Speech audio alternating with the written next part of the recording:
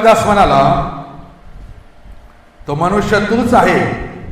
इस्रायलचा देव परमेश्वर म्हणतो, मी तुला अभिषेक करून इस्रायलाचा राजा केले व तुला शौलाच्या हातून सोडविले. मग तुझ्या स्वामीचे मंदिर मी तुला दिले, त्यांच्या स्त्रिया तुझ्या उराशी दिल्या. इस्रायल व यहूदा यांचे घराणे तुला दिले, आणि एवढे जर थोडे झाले असते तर मी तुला आणखीन हवे ते दिले असते.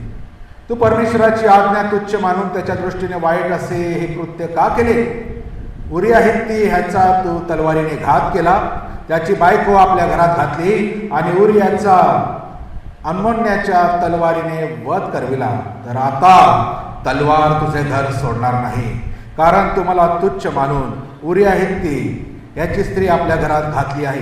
परमेश्वर म्हणतो, पहा, मी तुझ्या घरातून तुझवर अरिष्ट उभे करीन. तुझ्या स्त्रिया तुझ्या देखत तुझ्या शेजाऱ्यास देईन. तो ह्या सूर्य देखत त्यांची अब्रू घेईल. तू हे काम गुप्तपणे केले, पण मी हे सर्व इस्रायला देखत या सूर्या देखत करीन. दावीद नातानास म्हणाला, मी परमेश्वराविरुद्ध पाप केले आहे. नातान दाविदास म्हणाला, परमेश्वराने तुझे पातक दूर केले आहे. तू मरावायचा नाहीस, तरी तू हे काम करून परमेश्वराच्या शत्रूंस उपहास करावयास निमित्त दिले आहे. यास्तव तुझा जो पुत्र झाला आहे तो खात्रीने मरणार. मग नाथान आपल्या घरी गेला. उरियाच्या स्त्रीस जो मुलगा दाविदापासून झाला त्याचवर परमेश्वराचा तडाखा येऊन तो आजारी पडला.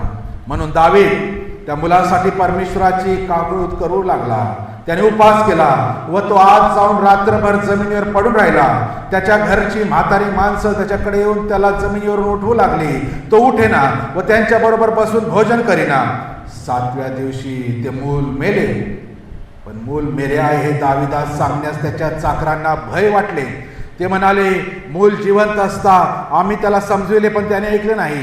तर मूल मरण पावले आहे असे त्याला कळविले तर तो स्वतःला अपाय करून घ्यावयाचा. आपले चाकर आपसात कुजबुज करीत आहे हे पाहून आपले मूल मेले असे दाविदाने ताडिले. त्याने त्यास विचारले, मूल मेले काय? ते म्हणाले, मेले. मग दावीद जमिनीवरून उठला. त्याने स्नान करून तेला भंग केला, आपला पोशाख बदलला आणि परमेश्वराच्या मंदिरात जाऊन दंडवत घालून आराधना केली. मग तो आपल्या मंदिरात आला व त्याने सांगितल्यावरून त्याच्या सेवकांनी त्याच्या पुढे अन्न वाढिले. ते त्याने सेवन केले. त्याच्या चाकरांनी त्यास विचारले, आपण हे असे काय केले? मूल जिवंत होते तोवर आपण त्याच्यासाठी उपवास व शोक केला, पण ते मरण पावताच आपण उठून भोजन केले. त्याने उत्तर दिले, मूल जिवंत होते तोवर मी उपवास केला व रुदन केले. मला वाटले न जाणो कदाचित परमेश्वर माझ्यावर कृपा करेल व मूल जिवंत राहील. पण आता ते मरण पावले तर मी आता का उपवास करावा? माझ्याने थोडेच त्याला परत आणवेल. मी त्याच्याकडे जाईन, पण ते माझ्याकडे परत यावायचे नाही. मग दाविदाने आपल्या स्त्री बादशेबा हिचे सांत्वन केले व तुझ्यापासून जाऊन निघला. त्यानंतर त्याला पुत्र झाला. त्याने त्याचे नाव शल्मोन हे ठेवले. परमेश्वरास तो प्रिय झाला. येण्याप्रमाणे हा वृत्तांत आपण थोडक्यात पाहिला आहे. मागच्या वेळेस दावीद म्हणतो, त्या एका मेंढराच्या बदल्यात 4 मेंढर जे दाविदानेच तो न्याय ठरवला. आणि तो नाथान म्हणतो, तो मनुष्य तू आहे. आपण या गोष्टी पाहिल्या आहे. एक गोष्ट आज आम्हाला प्रामुख्याने शिकायची आहे. जरी आगमनाचा पहिला रविवार आहे,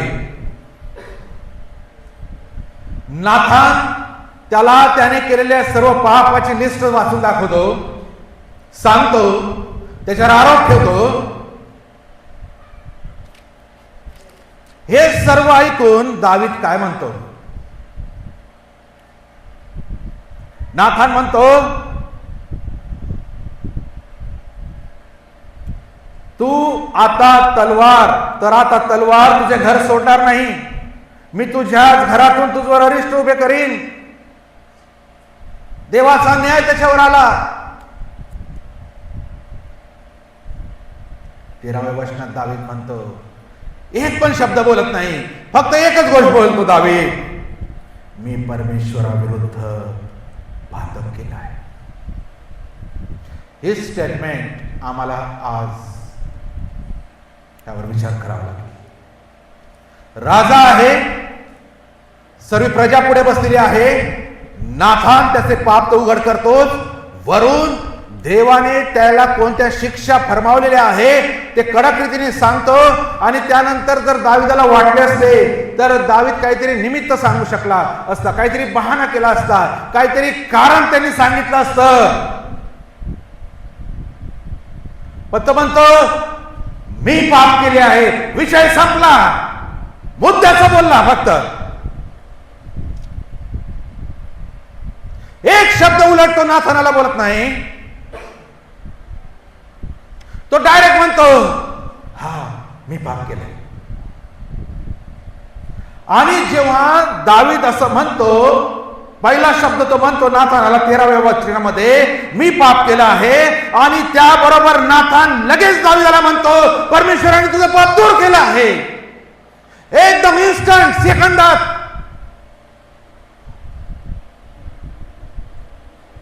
वाटलं असतं दावीदाला सगळे कारण दिले असते, काहीतरी गोष्ट रंगवून तो सांगू शकला असता,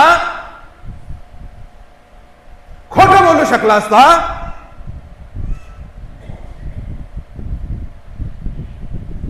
तो सरळ म्हणतो हा मी पाप केले. नाथान म्हणतो लगेच देवाने तुझे पाप दूर केलेले आहे. लगेच पश्चाताप, लगेच कन्फेशन, लगेच पापाबाबतची कबुली, लगेच क्षमा. जेवढ्या लवकर आम्ही पाप कबूल करतो तेवढ्या लवकर देव धावून क्षमा करतो. जेवढ्या लवकर आम्ही पाप कबूल करतो तेवढ्या लवकर देव त्या पापांना आमच्यापासून दूर करतो.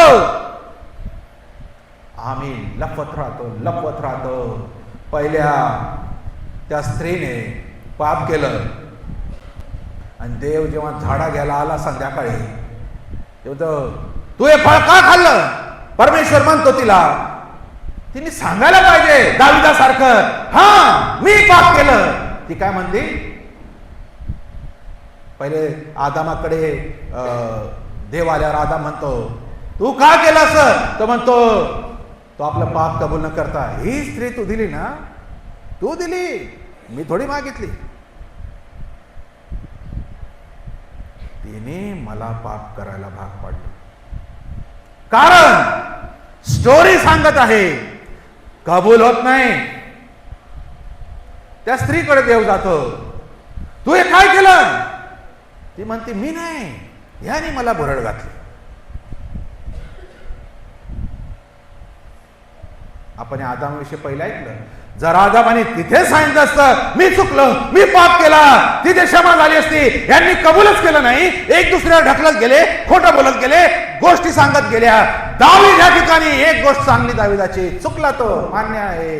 पण जेव्हा देवाचं वचनाद्वारे देवाचा सेवक त्याच्यावर दोष लावतो, त्याला त्याच्या पापाची जाणीव करून देतो, तेव्हा तो ऑन दी स्पॉट म्हणतो, इन्स्टंट म्हणतो, लगेच म्हणतो मी पाप केला आहे. देव धावून येतो, म्हणतो तुझ्या पापाची क्षमा केली आहे.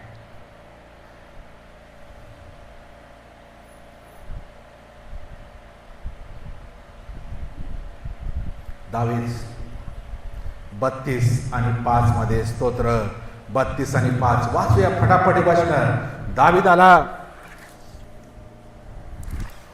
काय फरक आहे देवाची धावून येऊन क्षमा करण्यामध्ये?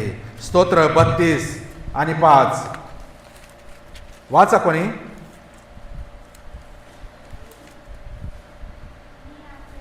मी आपले पाप तुझ्याजवळ कबूल केले, मी आपली अनिती लपून ठेवली नाही, मी आपले अपराध परमेश्वराजवळ कबूल करेन असे मी म्हणालो, तेव्हा तू मला माझ्या पाप दोषाची क्षमा केली.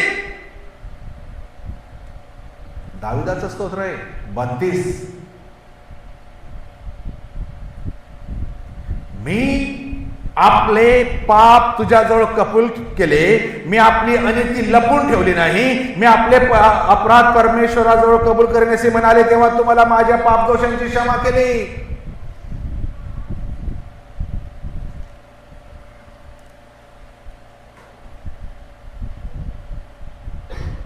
देवापुढे लपवणे नाही, देवापुढे कबूल करणे महत्वाचं आहे. आम्ही म्हणतो मनुष्य प्राणी आम्ही चुकतो, आम्ही पडतो, आम्ही अशी आहे, आम्ही तशी आहे, आम्ही शुद्ध आहे.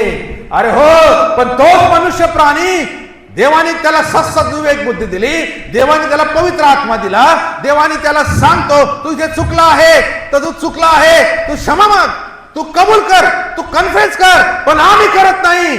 आम्ही एक पाप लपवायला आदमासारखं दुसरं लपवायला तिसरं चालू आहे.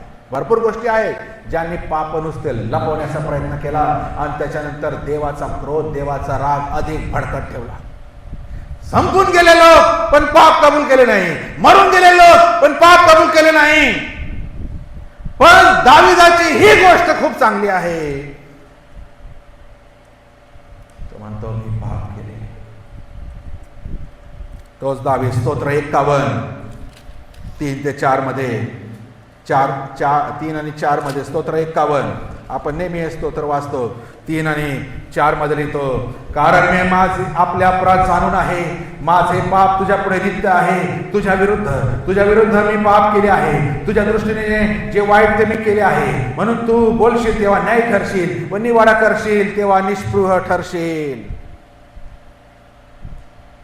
दाविदाने स्वतःच्या पापापासून पळ काढला नाही, त्याने स्वतःचा दोष इतरांवर ढकलला नाही, त्याने केलेल्या चुकांची जबाबदारी त्यांनी स्वीकारली, त्यांनी कबुली केली आणि स्वतःच्या पापाची मालकी त्याने घेतली आणि देवापुढे आला, देवा मी पाप केला आहे.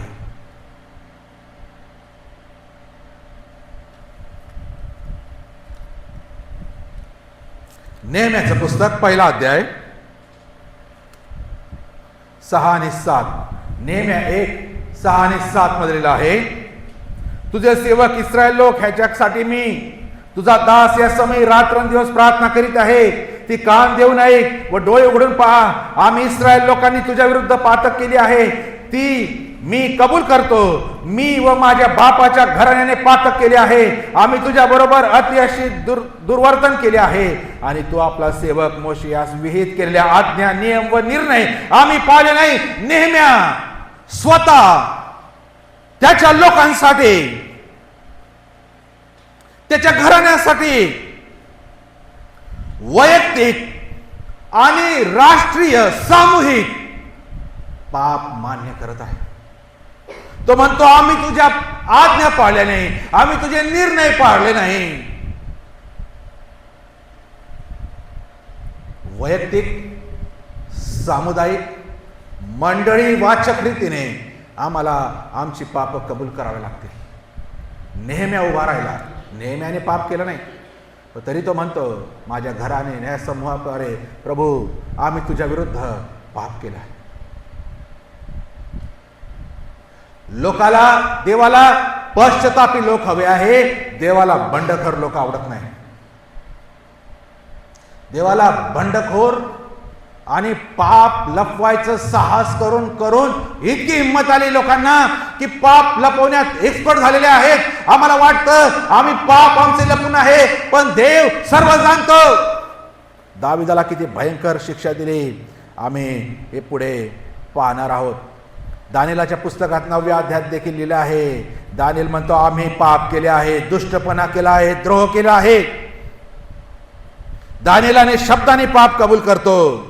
त्याची कबुली खोल, नम्र आणि प्रामाणिक आहे. आणि दावीद त्या पापांचं नाव घेऊन पश्चाताप करतो. हा फरक आहे. दानिएल, जेव्हा आम्ही पश्चाताप करतो तेव्हा त्या पापांचं नाव घेणं गरजेचं आहे.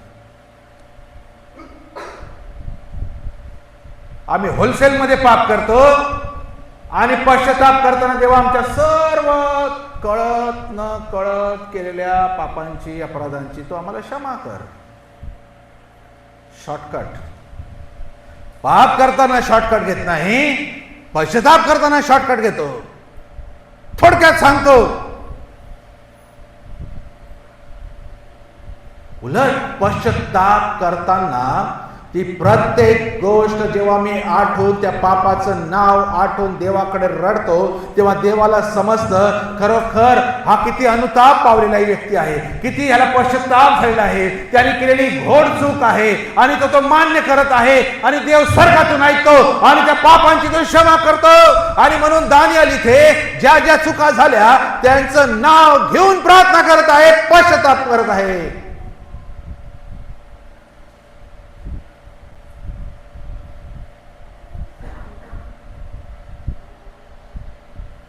योएलच्या पुस्तकात 2ऱ्या अध्यायात लिहिलं आहे, मागे फिरा, कपडे नाही अंतकरण फाडा, पश्चाताप करा. बाहेरून रडणे, हात जोडणे पुरेसे नाही. देवासमोर पश्चाताप करताना खरी कबुली तुटलेल्या हृदयातून बाहेर येते, अंतकरणातून येते, निर्णयातून येते.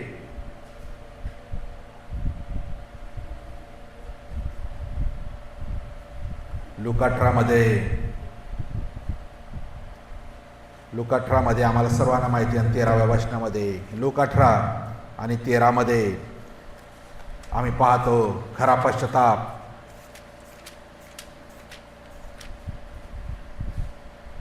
जकातदार तो दूर उभा राहून व स्वर्गाकडे दृष्टी लावायच देखील न दसता आपला ऊर बडवीत म्हणाला, देवा मज पाप्यावर दया कर, देवा मज पाप्यावर दया कर. कर वसूल करणाऱ्या जकातदाराने देवाकडे पाहण्याची देखील हिंमत केली नाही. त्याचं डोकं खाली होतं. त्याला समजत होतं इतके भयंकर ओझ आहे माझ्या डोक्यावर, माझ्या पापांचं, मी वर करू शकत नाही. त्याने सुंदर शब्द प्रार्थनेत वापरले नाही. नीट ऐकाई गोष्ट मला फार फार अशी हृदयस्पर्श झाली. पश्चातापाची प्रार्थना करत असताना हा जकातदार खूप काही सुंदर, खूप काय अलंकारिक, खूप काय अशा लांबलचक प्रार्थना करत नाही.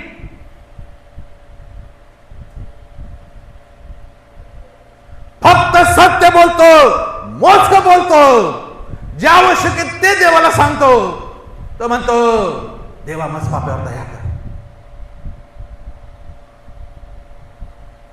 आम्हाला वाटतं लांब प्रार्थना केल्या म्हणून देव ऐकल. देव ऐकतो. पश्चाताप त्या शब्दांमध्ये काय आहे, नेमका विषय काय आहे.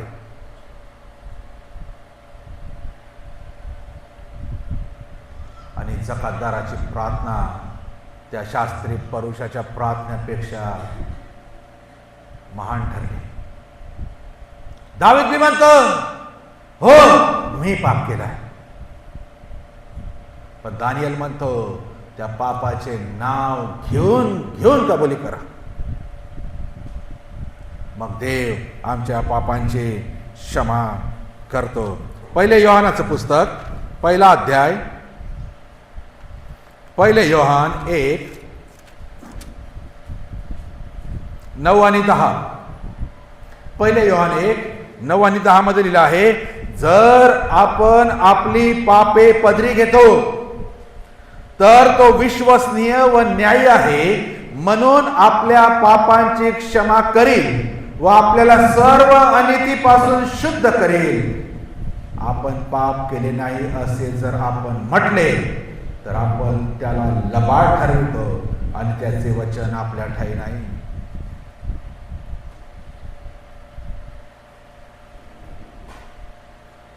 आपण जर आपली पापे पदरी घेतो तर देव आम्हाला आमच्या सर्व अधर्मापासून शुद्ध करतो. कबुली करतो म्हणजे शुद्धतेसाठी, कबुली देतो म्हणजे क्षमेसाठी, कबुली देतो म्हणजे देवाशी आमचं नातं परत जुळलं जावं म्हणून. जेव्हा एखाद्याच्या मनुष्याच्या जीवनात पाप येतं, देवासोबत नातं तुटलं जातं. पाप रिलेशन ब्रेक करतं. पाप देवासोबत असलेलं नातं तोडतं. देवासोबत असलेली नाळ तुटते. देवासोबत असलेल्या नात्याच्या अंतरामध्ये खोल दरी तयार होते. ख्रिस्ती आहे पण नाते तुटलेले ख्रिस्ती. लोक समाजामध्ये आहेत. आणि वरून ते तुटलेल्या नात्यांची गंभीरता नाही, वरून देव आमच्याशी बोलत नाही म्हणून कोणाला फिकीर नाही, आणि तसंच न कबूल केलेले पापांची रास झालेली आहे.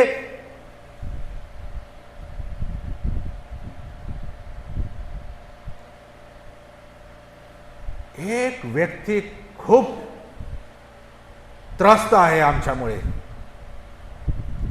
ख्रिस्ती लोकांमुळे एक व्यक्ती खूप त्रासलेला आहे.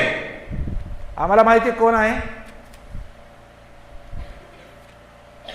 जो तिथे वहिलीत आहे ना स्वर्गात, आमचा अकाउंट मेंटेन जो करत आहे, अकाउंटंट, आमचा CA.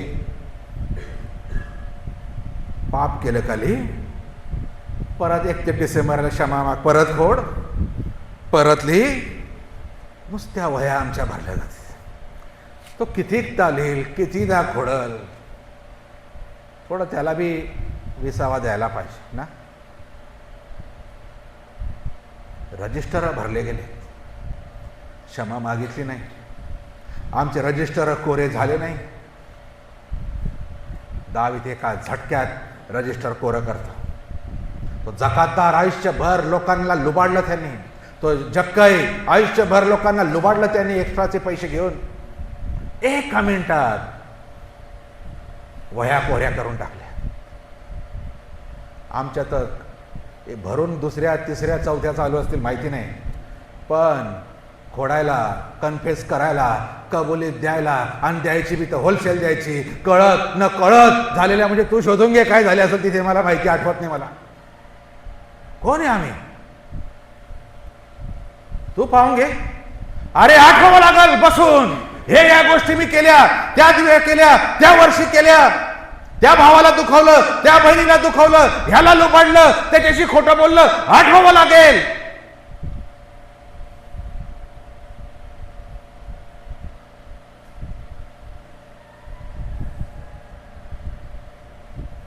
याकोबाचं पत्र 5वा अध्याय आणि 16वं वचन.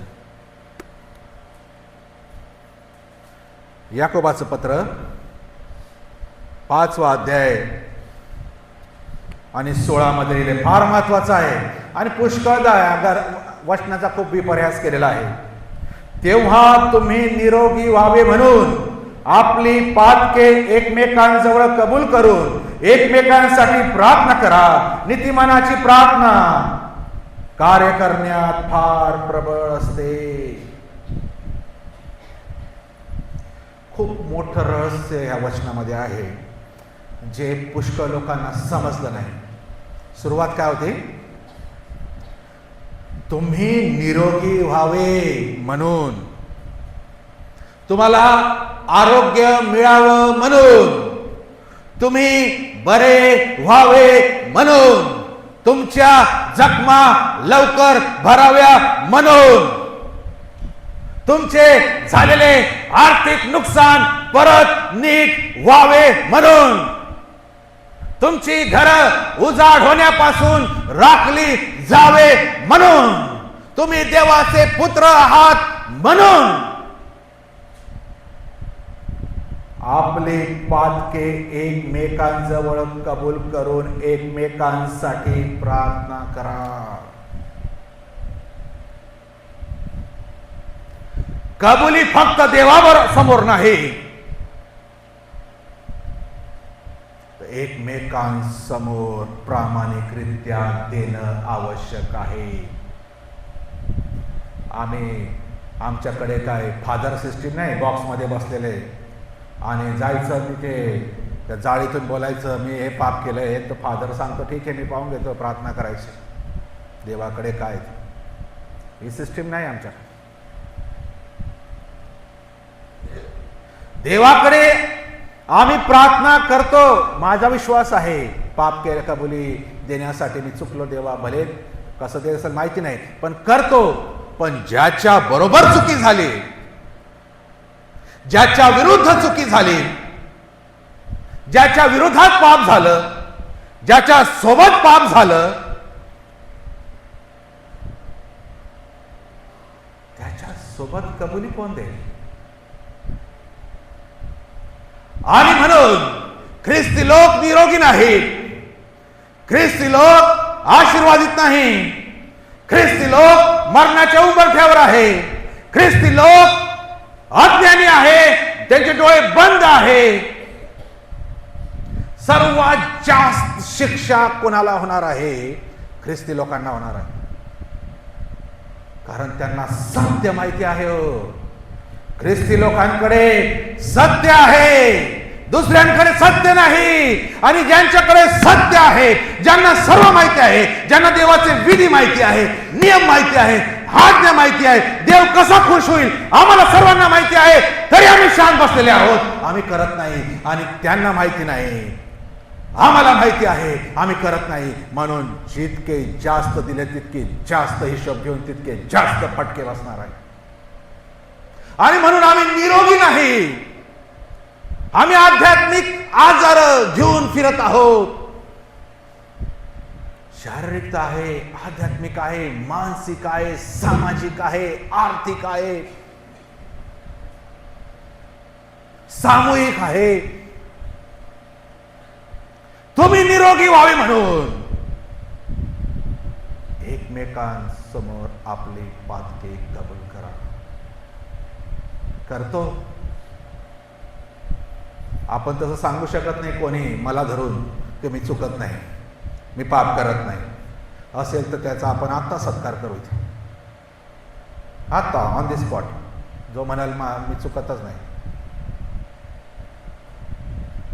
तिन्ही मेणबत्त्या पेटून टाकू उरलेले त्याच्यात.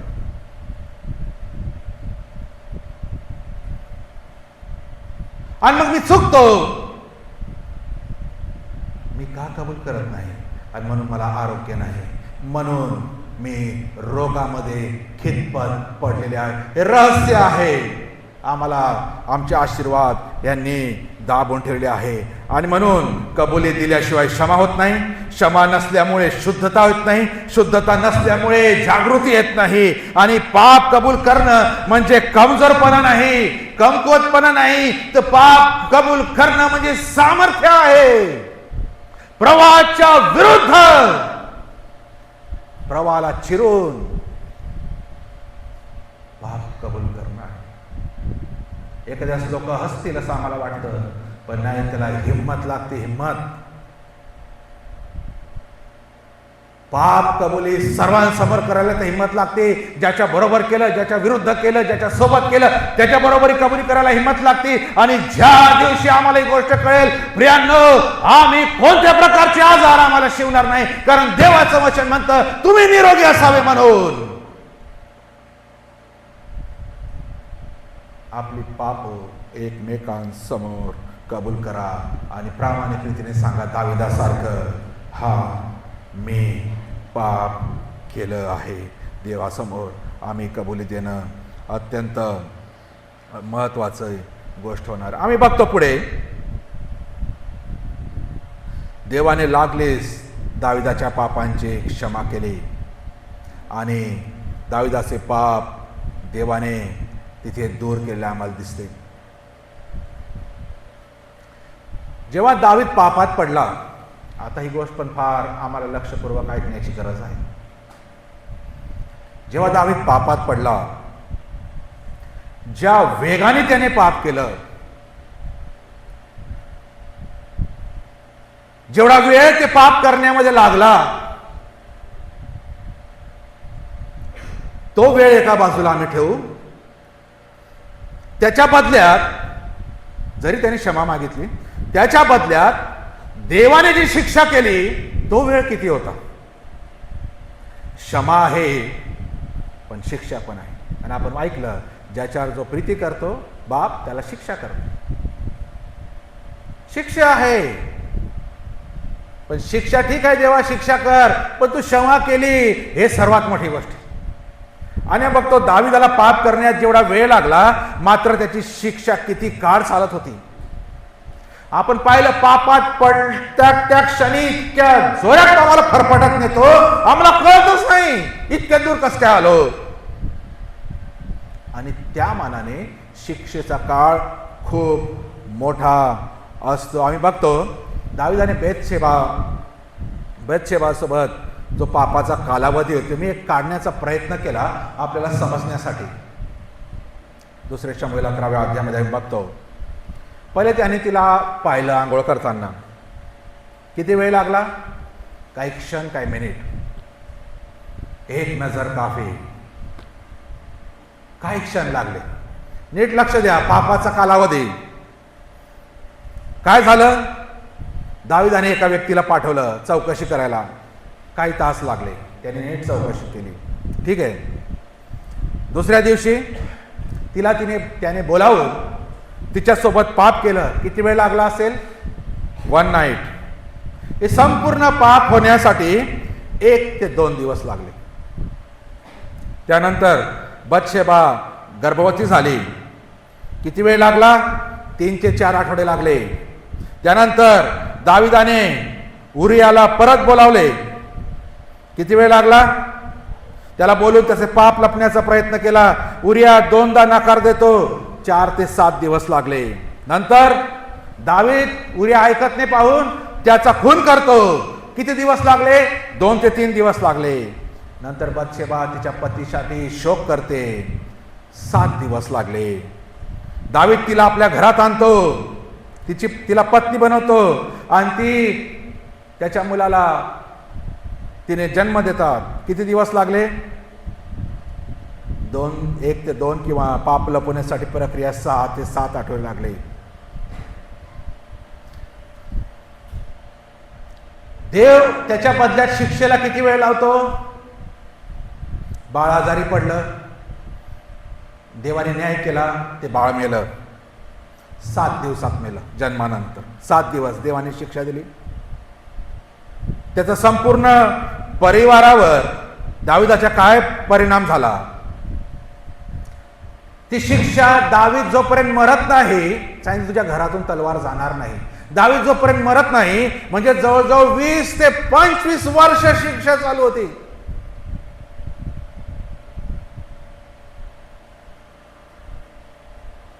समराईज केला आपण हा कालावधी. दाविदाचं बत्शेबेसोबत पाप 1 ते 2 दिवस, बत्शेबेचे गर्भधारण 3 ते 4 आठवडे, उरियाला बोलवले 2 ते 3 आठवडे, बाळ मेलं 7 दिवस. दाविदाचे सार्वजनिक लाजीरवाने पण नातानाने त्याला सार्वजनिक शिक्षा ठोकवली, न्याय केला ताबडतोब. सार्वजनिक तर ताबडतोब झाला. कुटुंबात तलवारीचा परिणाम 20 ते 25 वर्ष चालला. अबशलोमाने त्याच्या मुलाने बंड केले. 10 ते 15 वर्ष चालले आणि आयुष्यभर स्तोत्र 51 आणि 32 आपण वाचलं. दावीद अपराधीपणाच्या ओझ्याखाली जगत राहिला आयुष्यभर. प्रत्यक्ष वेळ पापाचा 1 ते 2 दिवस. पाप लपवण्याचा कालावधी 6 ते 8 आठवडे. पहिली शिक्षा देवाने दिली 7 दिवसात. दीर्घकालीन लांब शिक्षा दिली देवाने 20 ते 25 वर्षात. आणि आयुष्यभर भावनिक आणि आत्मिक वेदना दाविदाने सहन केल्या. लहान पाप, मोठे दीर्घ परिणाम, क्षणिक सुख, दशके दुःख दाविदाला तिथे भोगावं लागलं. काय सोपं आहे? काय परवडण्यासारखं आहे? क्षणिक सुख 1-2 दिवसाचं आणि त्याचे परिणाम 20 आणि 25 वर्ष. 1-2 दिवस पाप, 20-25 वर्ष देवाची शिक्षा.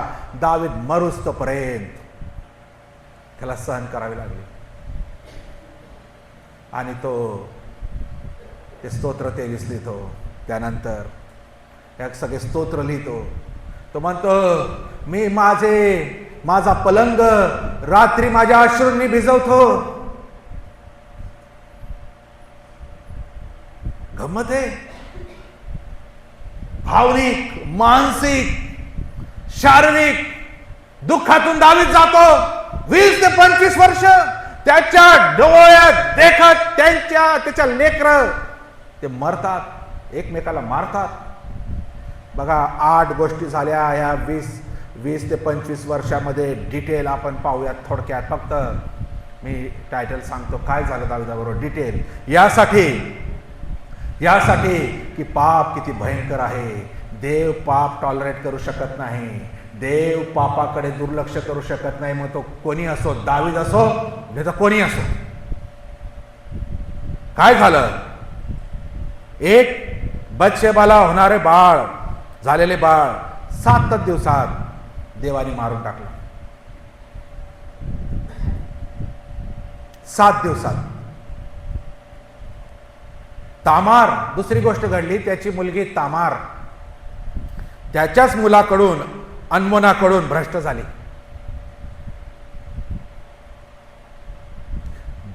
भावानेच बहिणीवर बलात्कार केला. दाविदाच्या लेकरांविषयी बरं का. दुसरी गोष्ट. तिसरी गोष्ट, मग ही तामार ज्याची बहीण होती अबशालोमाची, त्याने या अनमोनाचा खून केला. भावानेच भावाचा खून केला. चौथी गोष्ट,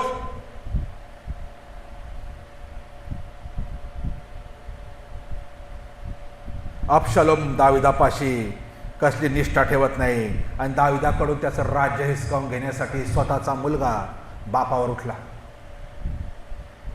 पाचवी गोष्ट, दावीद यरूशलेमेमधून पळतो त्याच्या मुलाच्या भीतीने. सहावी गोष्ट, दाविदाचा मुलगा दाविदाबद्दल अत्यंत तिरस्कार आणि घृणा तो दाखवतो. सातवी गोष्ट, मग त्या अबशालोमाला यवावाकरी ठार मारला जातो. आणि आठवी गोष्ट, इस्रायलामध्ये बंड होण्याची संधी तिथे मिळते. काय मिळवलं दाविदाने? त्याच्या डोळ्यात देखत तो आपल्या परिवाराची दुर्दशा पाहत आहे, आपल्या लेकरांची दुर्दशा पाहत आहे, आपल्या कुटुंबाची दुर्दशा आपल्या डोळ्याने पाहिले. शौलाने पाप केलं, देवाने त्याला युद्धात तिथे मारून टाकलं. पण दाविदाने पाप केलं, शौलापेक्षा भयानक पाप केलं. पण दाविदाचा एक गुण खूप भारी होता, त्याने लागली क्षमा मागितली आणि देवाने लागली त्याला क्षमा केली. आणि तू मरायचा नाही असं सांगितलं, पण तू मरायचा नाही, पण तुला सर्व तुझ्या डोळ्याने पाहायचं आहे जे तू केलं.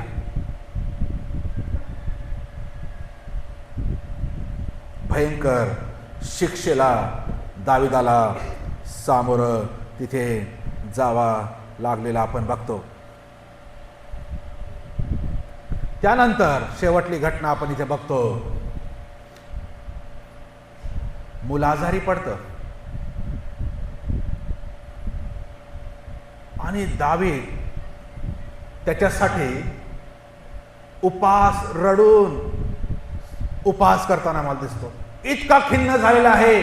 ते बत्शेबेचं मूल, म्हणजे त्याचं मूल, त्याचं नाव नाही कारण ते खूप लहान आहे, रडतो, शोक करतो, उपास करतो, कपडे फाडतो की देवा ह्याला बरं कर.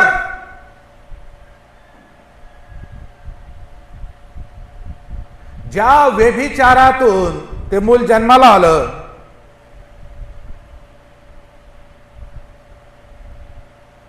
इतका आजारी पडलं कारण देवाला त्याला जगवायचं नव्हतं. पण शेवटी बाप म्हणून दावीद एकांतात त्याच्या महालात त्याला त्यांनी स्वतःला कोंडलं, रडत आहे, आक्रोश करत आहे, कपडे फाडत आहे. 7 दिवस तो जेवत नाही, उपास करत आहे. आणि त्याचे सेवक त्याला समजवण्यासाठी कोणाची हिंमत नाही, राजाला समजायची कोणाची हिंमत. आणि 7व्या दिवशी ते मूल मेलं. मला माहिती नाही 7 हा आकडा 7 दिवस देवाने का दिले त्या मुलाला, मला माहिती नाही. ते मूल मेलं आणि ते चाकर त्याला कसं सांगणार जिवंत असतानाच त्या मुलासाठी, त्या लेकरासाठी इतका शोक तो राजा करत आहे, आणि आता त्याला मेलं सांगणं म्हणजे तो स्वतःला इजा करून घेईल अशी भीती त्या सगळ्या नौकर चाकरांना वाटू लागली. पण दावीद एवढा मूर्ख नव्हता, त्याने पाहिलं काहीतरी चालू आहे कुजबूज. तो डायरेक्ट विचारतो, मूल मेलं का? आणि ते म्हणतात हो. हो शब्द ऐकल्या दावीद उठतो, आंघोळ करतो, तेलाभंग करतो, नवीन पोशाख घालतो आणि जेवण करतो. आणि ते विचारतात त्याचे चाकर की हे राजा असं का? ते मूल जिवंत होतं तेव्हा तुम्ही इतका शोक केला, इतकं हे केलं, आणि ते मरताच तुम्ही आता जेवण करत आहात. दावीद म्हणतो ते जोवर जिवंत होतं तोवर मी देवाकडे प्रार्थना केली की त्याला तू वाचव. पण ते मेलं म्हणजे देवाची आता इच्छा नाही, आणि त्याला आता कोणी मी पण सुद्धा त्याला मेल्यातून पुन्हा जिवंत करू शकत नाही, तर मी आता का शोक करावा? तो उठला. हीच देवाची इच्छा आहे त्याला समजलं, तो उठला. बघा, पुष्कळ वेळेला आम्ही नको त्या गोष्टींसाठी प्रार्थना आणि उपास करतो ज्यामध्ये देवाची इच्छा नसते. देवा मला हेच दे, प्रार्थना चालू 7 दिवस नाही 7 वर्ष लोक प्रार्थना करतात. मग तू देत नाही, मी उपवास करेन देवा, तुला तर द्यावा लागेल. अरे देवाची इच्छा नाही. काही गोष्टी आम्हाला त्याने द्यावं, काही गोष्टी आमच्याकडे असावं अशी देवाची इच्छा नाही, कारण त्यामुळे होणारे परिणाम खूप भयंकर असतात. मग ती आपली प्रिय व्यक्ती असली तरी.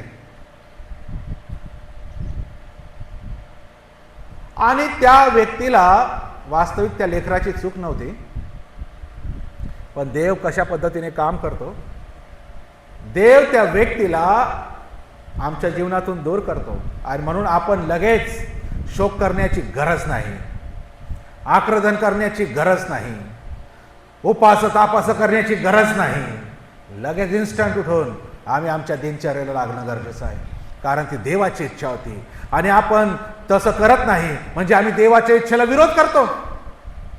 देवा काहीतरी तू चूक केलेली आहे असं माझ्या कृतीतून दाखवतो. आणि म्हणून जे काही होतं,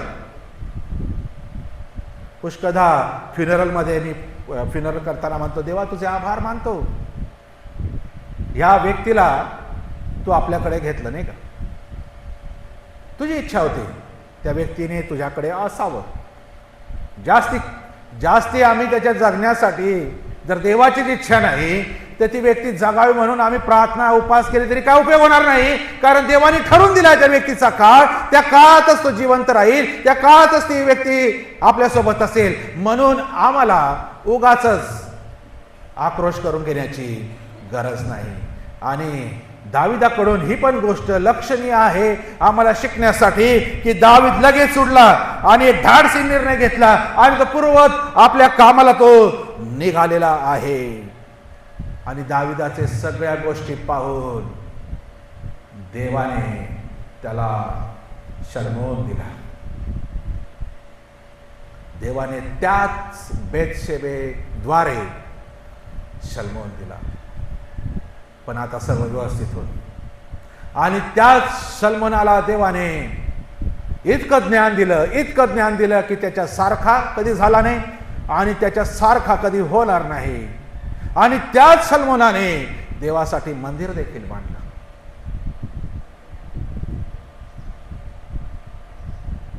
प्रियांनो, या सर्व घटना इथे दाविदाच्या जीवनात ज्या आम्ही पाहिल्या त्यामध्ये आम्हाला ही गोष्ट दाविदासाठी आम्हाला करणं आवश्यक आहे. आम्ही देखील चुकतो, आम्ही पडतो, आम्ही पाप करतो, आम्ही अपराध करतो, पण तरी आम्हाला लगेच जितक्या लवकर अपराध झाल्या पाप झाल्या लगेच सांगायला पाहिजे मी चुकलो.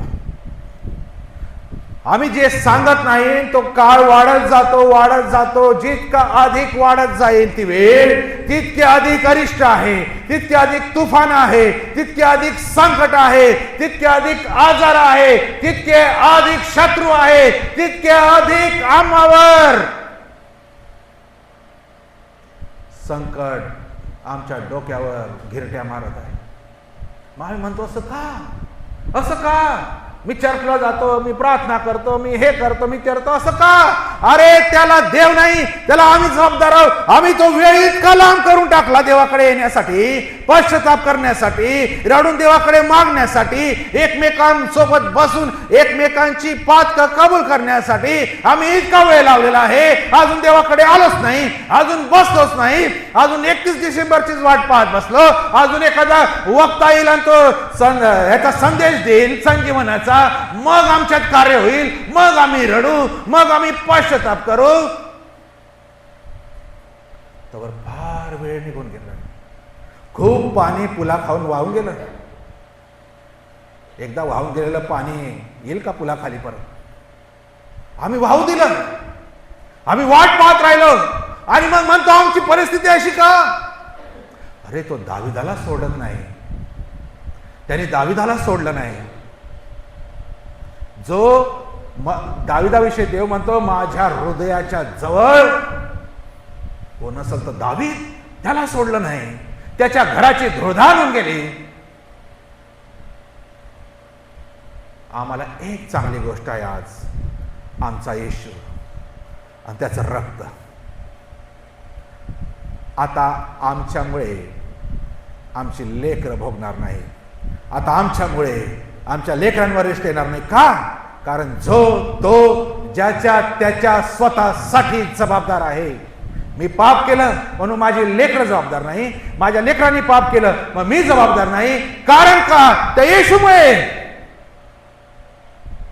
आणि त्या येशूच्या रक्तात पापांची कबुली करून जर आम्ही करतो, येशू त्याच्या रक्तात आम्हाला धुतो, स्वच्छ करतो.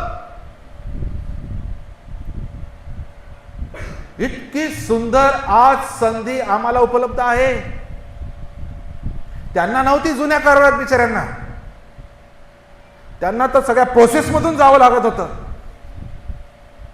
आज आम्हाला आहे, आता आम्हाला आहे, ह्या क्षणाला आम्हाला आहे.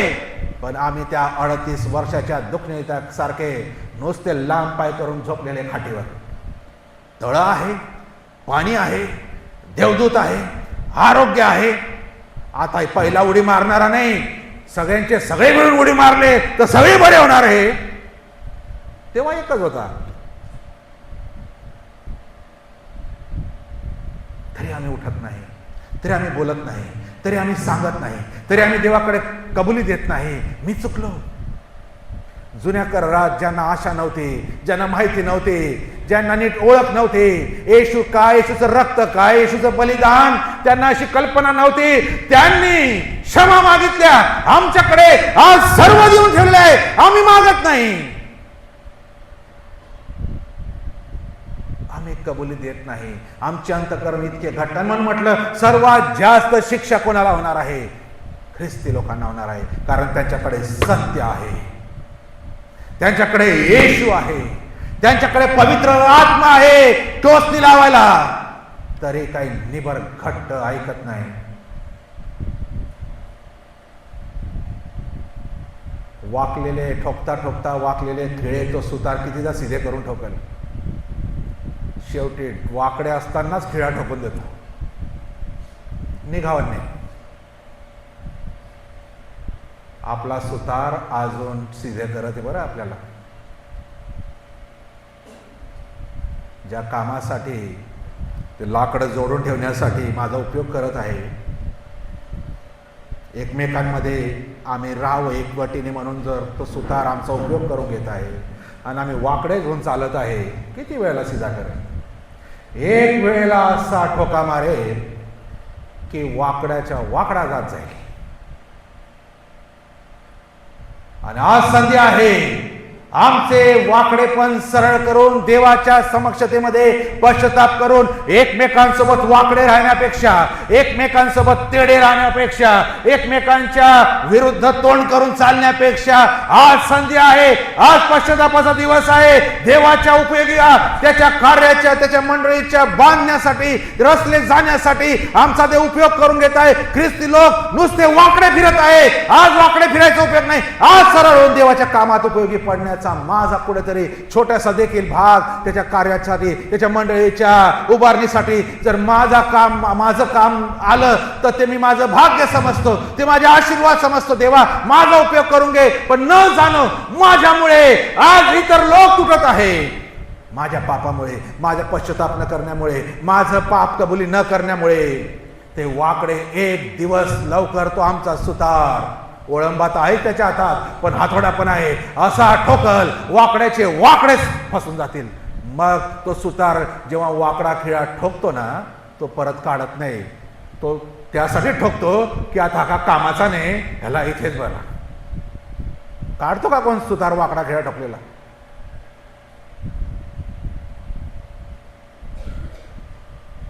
दावीद जुन्या कराराचा देवाचा दास म्हणतो मी पाप केला आहे. जे लिस्ट आपण वाचली, आपण त्याच्यामध्ये पाहिलं की त्याच्या दासांनी म्हटलं की मी पाप केलं. नेहम्या म्हणतो मी पाप केलं. दानिएल म्हणतो मी पाप केलं. नेहम्या म्हणतो मी, माझ्या घराने आणि आम्ही समुदायाने आम्ही पाप केलं. योएल म्हणतो आपले अंतःकरण फाडा, आपले कपडे फाडू नका. तो जकातदार म्हणतो देवा मी पापी आहे, माझी क्षमा कर. योहान म्हणतो तुमचे पाप, तुम्ही निरोगी व्हावं म्हणून तुमचे पाप एकमेकांसोबत समोर तुम्ही कबूल करा.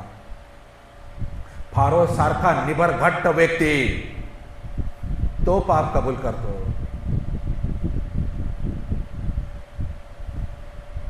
प्रश्न आमचा आहे, दाविदाच्या सर्व स्टोरीमधून आम्ही शिकत आहोत, देवाला आम्ही संतोष देतो, आनंद देतो, तर देव त्याच्या शक्तीपलीकडे जाऊन आम्हाला एका मेंढर चारणाऱ्याला तो राजा बनवतो, एका गाढवत चारणाऱ्याला तो राजा बनवतो. पण जर ते चुकले त्यांना युद्धात मारून टाकतो. दावीद चुकला, त्यांनी क्षमा मागितली, पण त्याच्या डोळ्यात देखत त्याच्या परिवाराचे हाल त्यांनी पाहिले. प्रियानो, नवीन करात आम्ही भाग्यवान आहोत असं म्हटलं तर मला अधिक चांगलं वाटेल, कारण आम्हाला आज संधी आहे. आज आम्हाला संधी आहे.